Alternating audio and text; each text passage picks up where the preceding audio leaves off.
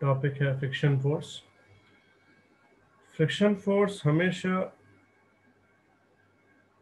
Apply होता है दो सरफेसेस के बीच में। कोई भी दो सरफेसेस जब आपस में कांटेक्ट में आती हैं और कांटेक्ट में आने के बाद एक दूसरे के रिस्पेक्ट में किसी भी टाइप की रिलेटिव मोशन में आने की कोशिश करती हैं, उस वक्त जो फोर्स अप्लाई होता है वो होता है friction force. The force acting between two surfaces, the force acting between two surfaces due to relative motion, due to relative motion of surfaces, and is known as friction force. Friction force, and its direction is always opposite to relative motion.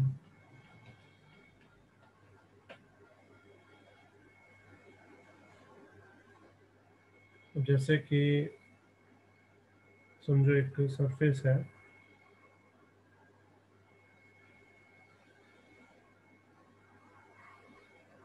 एक surface है और surface के ऊपर हमने एक block रखा हुआ है, ठीक है। तो इन दोनों में एक कांटेक्ट जैसा बन जाता है।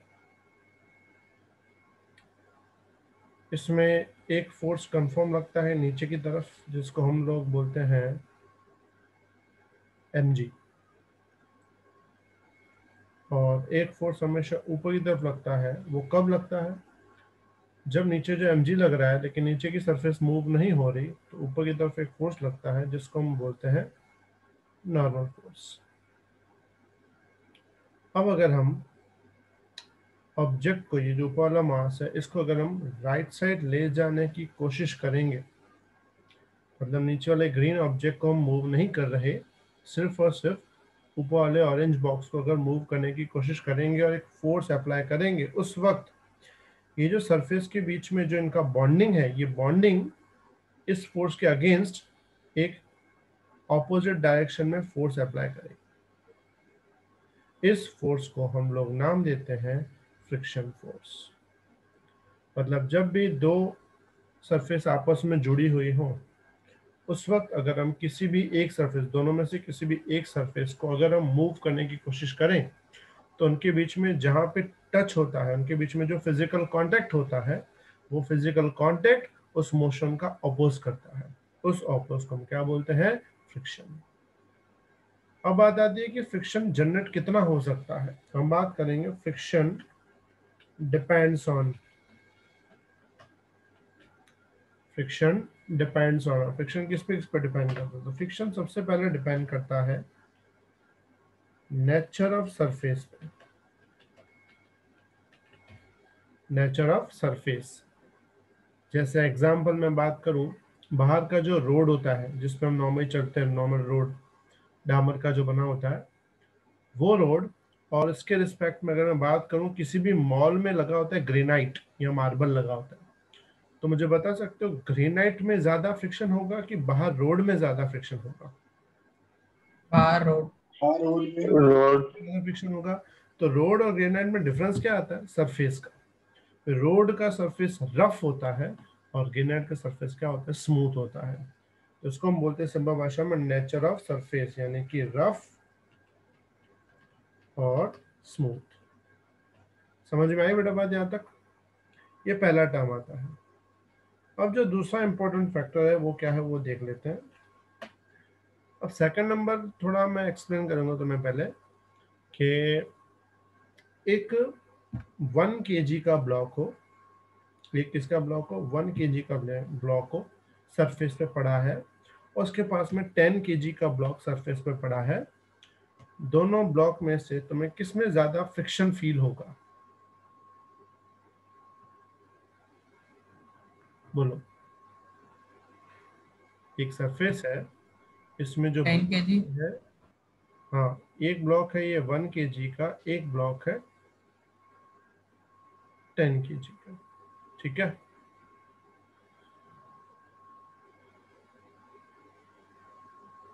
अब ये जो ब्लॉक है पहला वाला वो 1 kg का, ये 1 kg का है और ये 10 kg का है, ठीक है। तो बताओ पहले वाले में नीचे फोर्स कितना लगेगा, और दूसरे वाले mg। दोनों में mg लगेगा। इसमें m इंटू जी करोगे तो वो 10 न्यूटन आएगा, इसमें m इंटू जी करेंगे तो वो 100 न्यूटन आएगा। अच्छा, ये दोनों ब्लॉक ग्रीन को क्रॉस करके नीचे तो नहीं जाने वाले, तो ऊपर की तरफ कौन सा फोर्स देंगे? नॉर्मल। नॉर्मल। नॉर्मल, ठीक है। ये ऊपर है नॉर्मल। तो नॉर्मल कितना होगा दोनों केसेस में? पहले वाले में नॉर्मल कितना होगा? सिंपल, जितना mg, और दूसरे वाले में भी जितना mg, ठीक है। अब इसमें mg भी 10 है, नॉर्मल 10 है, इसमें mg 100 है, नॉर्मल 100 है। अब तुमने ऑब्जर्वेशन से ये पता चला कि इसमें जितना भी फ्रिक्शन होगा, इसमें फ्रिक्शन ज्यादा होगा, इससे फ्रिक्शन ज्यादा हो जाएगा। अब दोनों में से राइट वाले में फ्रिक्शन ज्यादा है, तो इन दोनों में बड़ा कौन? mg भी बड़ा हुआ है, नॉर्मल भी बड़ा हुआ है, और फ्रिक्शन भी बड़ा है। तो मुझे बता सकते हो फ्रिक्शन नॉर्मली डिपेंड किस पे करेगा? mg पे डिपेंड करेगा कि नॉर्मल पे डिपेंड करेगा? मास। नहीं, हम तो फोर्स की बात करें, फोर्स मास पे डिपेंड नहीं करता, फोर्स फोर्स पे डिपेंड करता है। तो यहाँ पे फोर्स दो टाइप के हैं, mg फोर्स है, एक नॉर्मल फोर्स है। तो फ्रिक्शन डिपेंड किस पे करेगा? mg फोर्स पे डिपेंड करेगा कि नॉर्मल फोर्स पे डिपेंड करेगा? जैसे इस केस में दोनों सेम है, लेकिन फिर भी नॉर्मल फ्रिक्शन डिपेंड किस पे करेगा?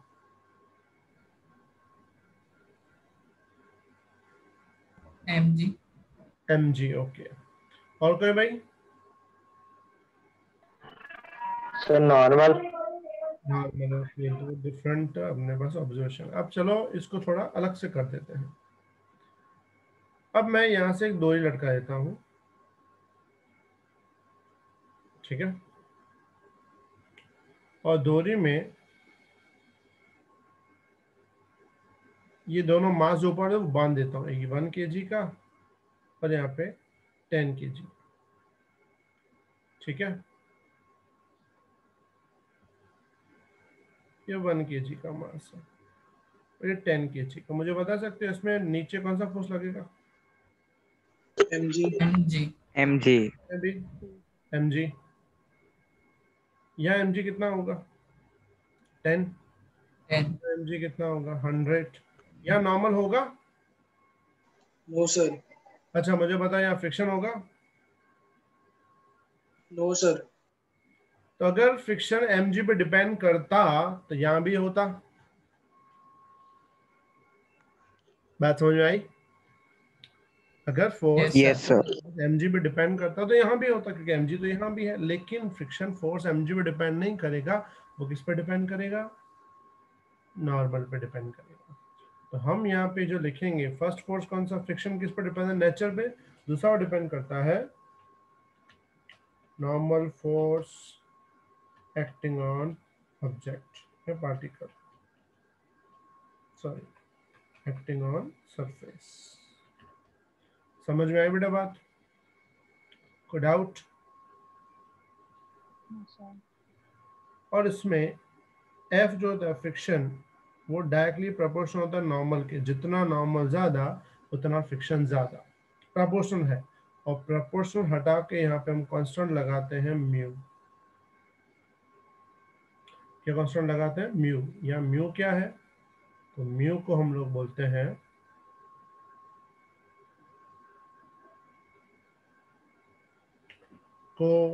Coefficient of friction.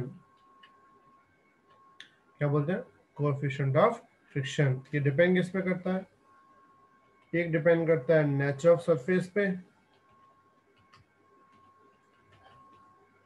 और दूसरा डिपेंड करता है टेम्परेचर पे। किस पे डिपेंड करता है? नेचर ऑफ सरफेस पे और टेम्परेचर पे। जितना सरफेस रफ होगा उतना म्यू ज्यादा होगा, जितनी सरफेस स्मूथ होगी उतनी म्यू की वैल्यू कम होगी। मतलब जो हमने पहला पढ़ा था ना यहाँ पे कि friction force depend on nature of surface, तो नेचर ऑफ सरफेस के लिए हम नंबर देते हैं म्यू। अगर म्यू बहुत कम है मतलब सरफेस तुम्हारी स्मूथ है, अगर म्यू बहुत ज्यादा है तो तुम्हारी सरफेस कौन सी है, रफ है। म्यू की वैल्यू नॉर्मली 0.01 से स्टार्ट होती है, 1.5 तक जाती है। कहाँ से स्टार्ट होती है, 0.01 से स्टार्ट होती है, कहाँ तक पॉसिबल है, 1.5 तक। जैसे अपना रोड होता है ना, बाहर रोड, तो रोड का म्यू ऑलमोस्ट 0.2 होता है। कितना होता है, 0.2। समझ में आई बेटा बात, clear everyone? Yes sir. Formula क्या रहेगी तुम्हारी, F is equal to mu N. अब इसमें जो F is equal to mu N वाली फॉर्मूला है, इस फ्रिक्शन को हम दूसरी भाषा में बोलते हैं लिमिटिंग फ्रिक्शन। लिमिटिंग फ्रिक्शन का मतलब क्या होता है, मैक्सिमम वैल्यू। ठीक है, अब इसका मैं एक एग्जांपल से तुम्हें समझाता हूँ, पूरा ध्यान। जैसे कि अपनी एक सरफेस है, ठीक है, उसके ऊपर हमने एक ब्लॉक रख दिया है m मास का, ठीक है। अब इसके ऊपर नीचे एक तो फोर्स कंफर्म लगेगा, कौन सा वाला, mg। एक ऊपर भी फोर्स लगेगा, कौन सा होगा वो, नॉर्मल। ठीक है, ये दो तो कंफर्म है। अब मान लो m की वैल्यू है एग्जाम्पल के तौर पे 5 kg। तो 5 kg नहीं, हम मान लेते हैं 50 kg। ठीक है, बड़ा m है। और समझो यहाँ जो सरफेस है, इस सरफेस की जो रफनेस है उसकी वैल्यू है म्यू इज इक्वल टू 0.2। ठीक है, तो बता सकते हो फ्रिक्शन कितना आएगा, म्यू एन, एन की जगह डाल देंगे mg, म्यू की जगह 0.2, m 50, g 10। क्या आंसर आएगा, 100 न्यूटन। तो ये जो 100 न्यूटन, ये वैल्यू कौन सी हुई, मैक्सिमम। इसका मतलब ये हुआ अगर ऊपर वाले ब्लॉक को तुम्हें आगे या पीछे ले जाना है तो मिनिमम तुम्हें कितना फोर्स चाहिए, तो सिंपल बात है, तुम्हें मिनिमम फोर्स कितना चाहिए, 100 से ज्यादा। क्यों, क्योंकि 100 तक तो फ्रिक्शन ही लगेगा, और जब तक फ्रिक्शन रहेगा तब तक ये ऑब्जेक्ट मूव करेगा नहीं। मतलब तुम्हें इसको अगर राइट या लेफ्ट कहीं भी ले जाना हो, तुम्हें फोर्स कितना लगाना पड़ेगा, मोर देन 100। समझ में आई बेटा बात यहाँ तक? सर। अब समझो इसको हम मूव करने के लिए यहाँ एक फोर्स लगा रहे हैं, F, कैपिटल F। इस फोर्स को बोलेंगे अप्लाइड फोर्स। कौन सा फोर्स, अप्लाइड, मतलब इसको लगा रहे हैं इसको मूव करने के लिए, और पीछे स्टार्ट हो रहा है फ्रिक्शन। ठीक है, क्योंकि जब तक ये अप्लाइड नहीं लगाया था तब तक फ्रिक्शन लगेगा नहीं है। अब इसका मैं थोड़ा ग्राफिकली तो मैं एक्सप्लेन करता हूँ, पूरा ध्यान।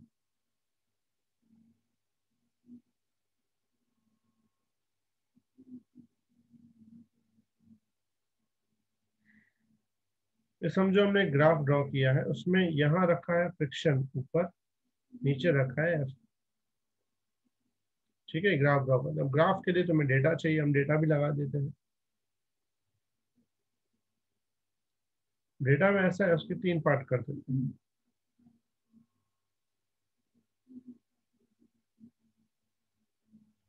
पहले पार्ट में ले डाल देते हैं कैपिटल F, फिर डाल देते हैं स्मॉल f, फिर डाल देते हैं मोशन। समझो मैं अप्लाइड फोर्स 0 न्यूटन लगाता हूँ, 0 0 मतलब मैं फोर्स नहीं लगा रहा, तो मुझे बताओ उस वक्त फ्रिक्शन कितना लगेगा, 0। 0 ही लगेगा। क्या उस वक्त मोशन होगा, नो। नो। चलो अगर हम फोर्स को बढ़ा देते हैं, फोर्स लगा देते हैं 20 न्यूटन, तो बताओ फ्रिक्शन कितना लगेगा?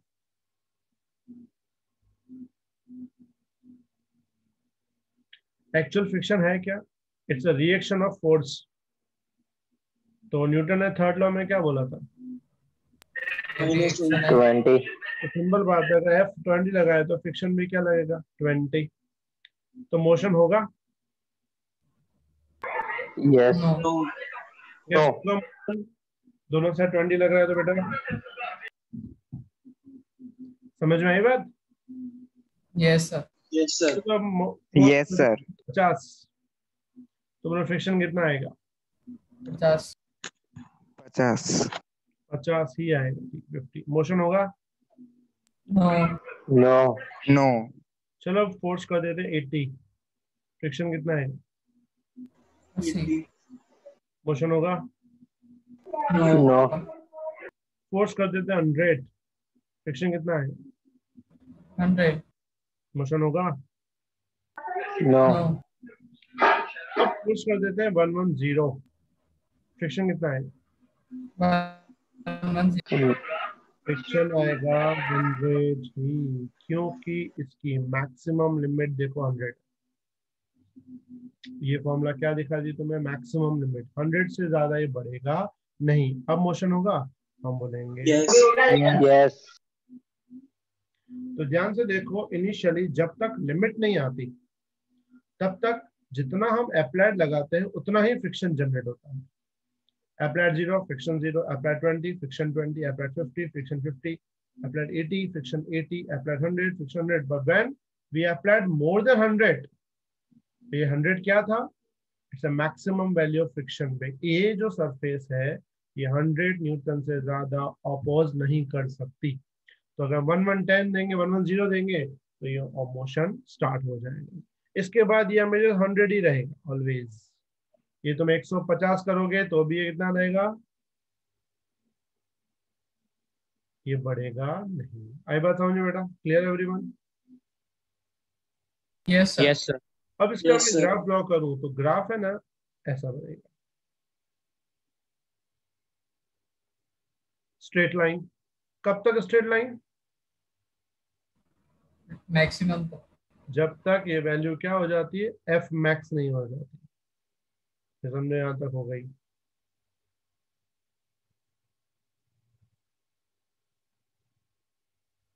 ये इसकी मैक्सिमम वैल्यू है। उसके बाद क्या होगा? उसके बाद horizontal straight line straight line मिल जाएगा। फोर्स आगे बढ़ता रहेगा बट फ्रिक्शन बढ़ेगा नहीं। तो जब तक मोशन नहीं होता ना, यहां से यहां देखो ये मोशन नहीं हो रहा, इसको बोलते हैं स्टैटिक। और इसका जो कांस्टेंट था म्यू, ये म्यू, इसको बोलते हैं म्यू एस। और जैसे मोशन में लगता है इट्स बिकम काइनेटिक, इसको बोलते हैं म्यू के। ठीक है, यहाँ तो कोई doubt? No sir no sir. No sir. तो हमेशा ग्राफ ऐसा बनेगा। अब थोड़ा और डिटेल में जाते हैं।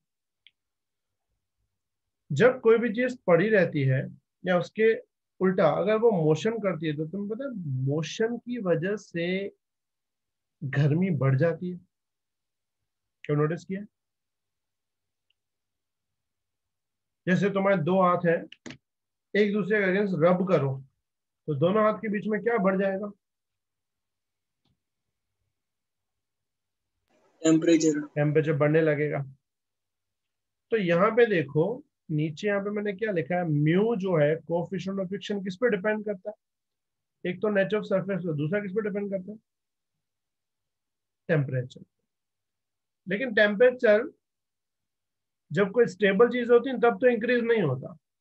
इसका मतलब ये हुआ कि ये जो पोर्शन है ना, इसको हम कौन सा पोर्शन बोलते हैं? स्टैटिक।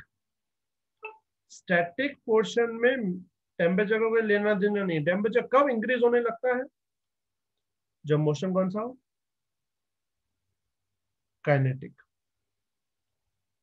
अब जब काइनेटिक मोशन स्टार्ट हो जाएगा, समझो हमने जो ये फोर्स दे दिया 100 से ज्यादा, तो काइनेटिक स्टार्ट हो गया।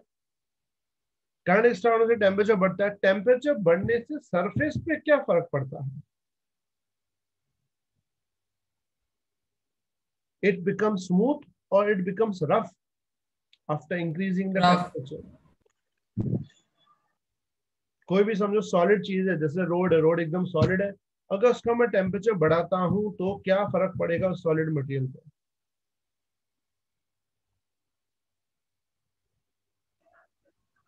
कोई भी चीज सॉलिड में से लिक्विड कब आती है? टेम्परेचर बढ़ने पर कि टेम्परेचर कम होने पर? बढ़ने पर। टेम्परेचर बढ़ने तो सिंपल बात है, अगर गर्मी बढ़ेगी, टेम्परेचर बढ़ेगा, तो सॉलिड में से क्या स्टार्ट हो जाएगा? लिक्विड से 100% जैसे पानी जैसे बहने नहीं लगेगा, बट बॉन्ड्स बिकम ब्रेकेबल, मतलब धीमे धीमे उसके बॉन्ड्स टूटने लगेंगे गर्मी बढ़ने से। तो हमें पता होगा बहुत ज्यादा गर्मी समर का टाइम होता है ना, रोड का जो डामर होता है एकदम चमकता है, लिक्विड जैसा बन जाता है। और जब Yes, लिक्विड sir. जैसा बन जाता है ना, तो वो क्या होगी? रफ हो जाएगी कि स्मूथ हो जाएगी? स्मूथ। स्मूथ हो जाएगी। Smooth. अगर वो स्मूथ हो जाती है तो म्यू पे क्या फर्क पड़ेगा? म्यू बढ़ेगा कम होगा? कम हो जाएगा। कम हो जाएगा। अगर म्यू कम होगा तो ये वाली जो फॉर्मूला है F is equal to mu N, अगर म्यू कम हो जाता है, मतलब हम ऐसा बोल सकते हैं mu of kinetic energy less than mu of static, sorry, mu of kinetic friction is less than mu of static friction. समझ में आई बात? yes sir. जब भी मोशन होगा, अगर मोशन होगा टेम्परेचर बढ़ेगा, टेम्परेचर बढ़ेगा, रफ सरफेस जो है वो धीमे धीमे स्मूथ की तरफ मूव करेगी। इसका मतलब म्यू के जो है म्यू से क्या हो जाएगा? कम हो जाएगा। अगर मैं दोनों से एन से मल्टीप्लाई कर दूं, एन से, तो क्या होता है म्यू इंटू एन? Air. ये अभी क्या पड़ा था? म्यू इंटू एन फ्रिक्शन होता है। तो हम क्या लिखेंगे इसमें? यहाँ पे friction kinetic is less then friction static. मतलब स्टैटिक फ्रिक्शन में 100 न्यूटन है, तो काइनेटिक वो 100 नहीं होगा, थोड़ा सा क्या हो जाएगा? कम हो जाएगा। कम कितना हो सकता है? वो 98 हो जाए, हो सकता है वो 97 हो जाए, हो सकता है 96 हो जाए, थोड़ा सा कम हो जाएगा। इसलिए इस ग्राफ में जो ब्लू लाइन जो स्ट्रेट है ना, वो थोड़ी सी डाउन होती है, थोड़ी सी क्या हो जाती है? डाउन हो जाती है। मतलब फ्रिक्शन का जो चार्ट बनता है ना, इंक्रीजिंग इंक्रीजिंग के बाद स्ट्रेट तो होता ही है, लेकिन स्ट्रेट कितना? सेम लाइन पे नहीं, थोड़ा सा डाउन। क्यों डाउन हो जाता है? क्योंकि जब काइनेटिक होता है मतलब कि मोशन होता है, मोशन होने की वजह से टेम्परेचर बढ़ता है, टेम्परेचर बढ़ने की वजह से सरफेस स्मूथ होती है, सरफेस स्मूथ होने की वजह से म्यू की वैल्यू डाउन हो जाती है, म्यू की वैल्यू डाउन होने की वजह से फ्रिक्शन की वैल्यू भी डाउन हो जाती है। आई बात समझ में बेटा? Everyone clear? yes sir. किसी को yes doubt? Sir. no sir. ठीक है, अब ये पूरा अच्छे से लिख लो फटाफट। अब कुछ डाउट हो तो पहले पूछो फास्ट।